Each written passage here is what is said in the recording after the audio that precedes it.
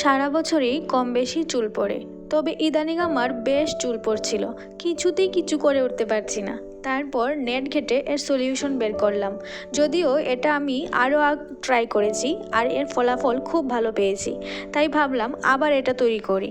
আর এটা হলো ঘরোয়া উপায়ে হার্বাল তেল, যা ঘরে থাকা উপকরণ দিয়েই তৈরি করা যায়।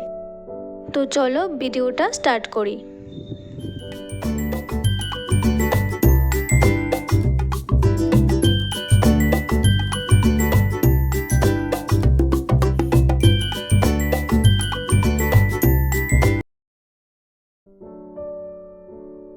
এখানে বেশ কিছু উপাদান নিয়েছি, আর তেলটা বানাতে এই সবগুলো উপকরণ লাগবে। আমি এখানে আমলকি নিয়েছি। আমলকি চুলকে শক্ত করে, হেয়ার ফল কমায়, নতুন চুল গজাতে সাহায্য করে। এর উপকারিতার শেষ নেই। তারপর নিয়েছি কারি পাতা।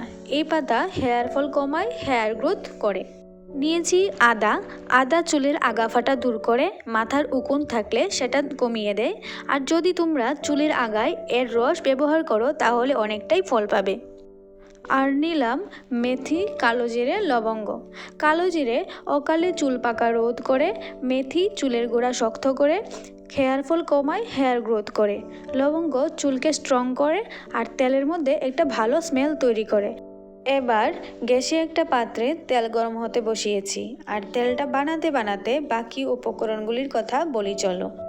আমি আগে থেকেই উপকরণগুলিকে যতটা সম্ভব ছোটো ছোটো করে কেটে নিয়েছি, যাতে ভালোভাবে তেলের সাথে মিশে যেতে পারে।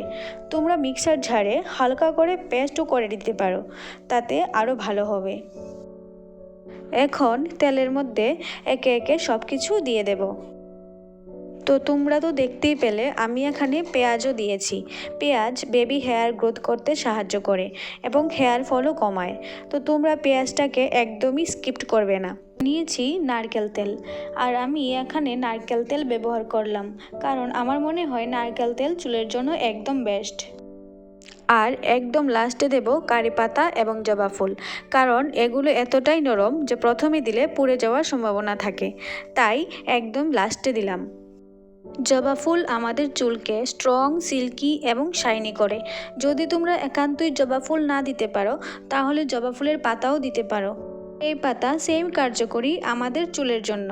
ছোটোবেলায় দেখতাম আমাদের থেকে বড় দিদিরা কোথাও যাওয়ার আগের দিন এই পাতা পেস্ট করে চুলের মধ্যে লাগাতো এবং শুকিয়ে গেলে ভালো করে ধুয়ে নিত। তাতে নাকি এই পাতা চুলের মধ্যে কন্ডিশনারের কাজ করে। এবার সব উপকরণকে আমি গ্যাসে লো ফ্লেমে রেখে ভালো করে ফোটাবো, আর লক্ষ্য রাখতে হবে যেন পুড়ে না যায়। কিছুক্ষণ নাড়াচাড়া করার পর এরকম লালচে হয়ে আসলে গ্যাস অফ করে ঠান্ডা করতে দেব। যদি তোমরা একটু কষ্ট করে এই তেলটা বানিয়ে ব্যবহার করতে পারো তাহলে আমার মনে হয় দামি দামি প্রোডাক্ট ইউজ করার কোনো দরকার হবে না, কারণ এই তেল ব্যবহার করার ফলে হেয়ার গ্রোথ হবে, হেয়ার ফল কমবে, হেয়ার স্ট্রং, ঘন, কালো, সিল্কি এবং শাইনি হবে। তেলটা ঠান্ডা হয়ে গেছে, তাই একটা ছাঁকনির সাহায্যে ছেঁকে কাচের ঝাড়ে রাখবো। আর কাচের ঝাড়ে রাখলে তেল অনেক দিন পর্যন্ত ভালো থাকে। আর হ্যাঁ, ঠান্ডা হলে তবেই তেলটা ঢালবে, তা না হলে কাচের ঝাড় ভেঙে যাওয়ার সম্ভাবনা থাকে। তো তোমরা দেখতেই পাচ্ছ তেলের কালারটা একদম চেঞ্জ হয়ে গেছে এবং লবঙ্গ দেওয়াতে এর গন্ধটাও অনেকটা পরিবর্তন হয়ে গেছে।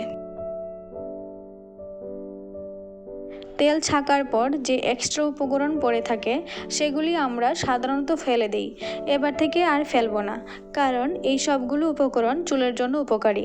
তাই এগুলিকে ওভারনাইট অল্প জলে ভিজিয়ে রেখে পরের দিন জলসহ পেস্ট করে নেব এবং ভিটামিন ই ক্যাপসুল মিশিয়ে একটা হেয়ার প্যাক তৈরি করে নেব। এবং এই প্যাকটা মাথায় স্ক্যাল্পে লাগাবো, আর 2 ঘন্টা পর ভালো করে ধুয়ে নিলেই যথেষ্ট। তো যাই হোক, ভিডিওটা কেমন লাগলো কমেন্ট করে জানাবে, আর এই তেলের অভিজ্ঞতা কার কীরকম তাও জানাবে। ভালো লাগলে লাইক, শেয়ার, সাবস্ক্রাইব করে নেবে, তাতে আমার নতুন আরও ভিডিও করার আগ্রহ বাড়ে। আজ তাহলে আসি, দেখা হচ্ছে নেক্সট ভিডিওতে।